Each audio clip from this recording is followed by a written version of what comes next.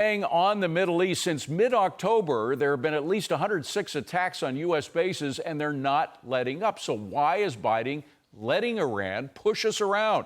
Joining me now is Florida Congressman Cory Mills. He's a member of the House Armed Services and Foreign Affairs Committees.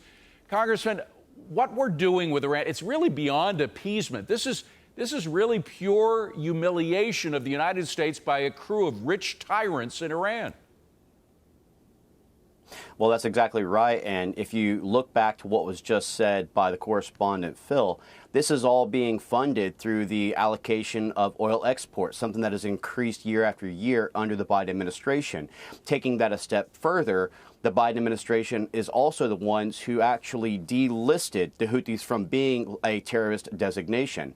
And so that's also kind of ingratiated them. Look, weakness emboldens, this aggression. And we have to understand that China, Russia, Iran, and North Korea has this geopolitical alignment where they want to go after not just the U.S. from an economic perspective, where you're seeing the disruption of commerce through the IRTC, which is known as the Internationally Recommended Transit Corridor, but also the utilization of things like WHO, WEF, and OPEC, which would actually go against the U.S. petrodollar. They're trying to supplement that while utilizing marriages of convenience to try and block off tariffs, trades, and access to our own Panama Canal. So this is a broader issue. But what we have to understand is this: whether it is General Hassan of Hezbollah in Lebanon, whether it is Hamas, whether it is the Houthi rebels, ultimately what we're seeing is it is a war against Iran. Israel is fighting against Iran, and Iran is taking their aggression out on the Americans and also on the West. Through their continuation of attacks in Iraq. Iran, and they've said this time and again, but we're not listening to them. We are the big fish. Israel is essentially little fish to them. They can use the various surrogates that they have to attack Israel, but we are their ultimate target. And what kills me is that right from the beginning, right after October 7th, we began hearing from this administration that Iran didn't really have anything to do with it. There was a John Kirby press conference back at the end of October in which he essentially said, we can put up some of the verbates from that, the verbatims, but he said nobody's looking for a conflict with Iran. I mean, it's not up to us to say that. Iran already has looked for a conflict with us. So we're in a conflict whether we like it or not, aren't we?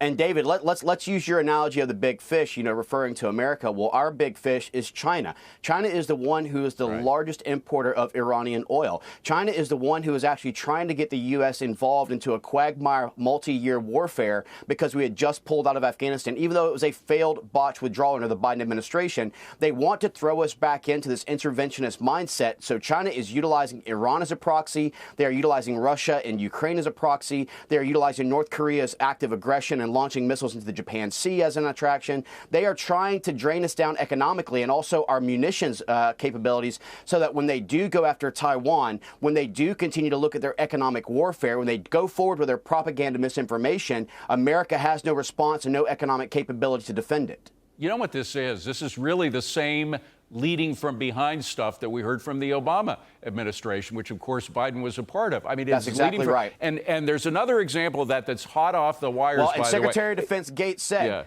Secretary of Defense Gates said that Biden has been 100% wrong every single time when it comes to foreign policy. Right, I remember. But there's something that just came out of Mexico, by the way, in which apparently our team there, Mayorkas and Blinken, are in Mexico trying to figure out some way to deal with Mexico with regard to our southern border. And they have now spoken to the Mexicans about amnesty talks it is not up to them to talk about amnesty. It's up to the president to talk to the Congress and the Senate about amnesty. But we're really talking to the Mexicans about amnesty. I mean, Speaker Johnson has listed this as unconscionable. He's already put out a statement. I won't read it through, but what do you make of this, that we are actually in Mexico talking to the Mexicans about amnesty for the millions of illegal immigrants that are now in our country?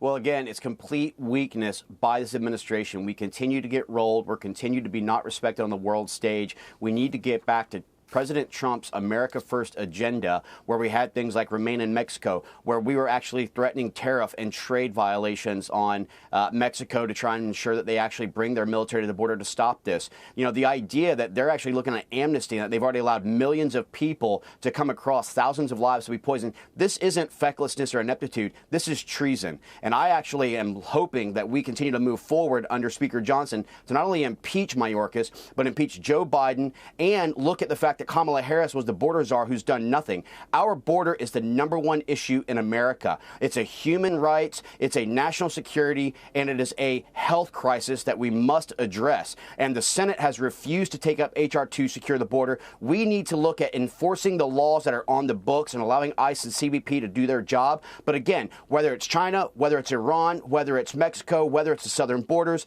all you see is weakness invites aggression, and this administration does not have the boldness to step forward and do what's needed. Congressman Cory Mills, we thank you for that, Congressman. Appreciate you being here. Happy New Year.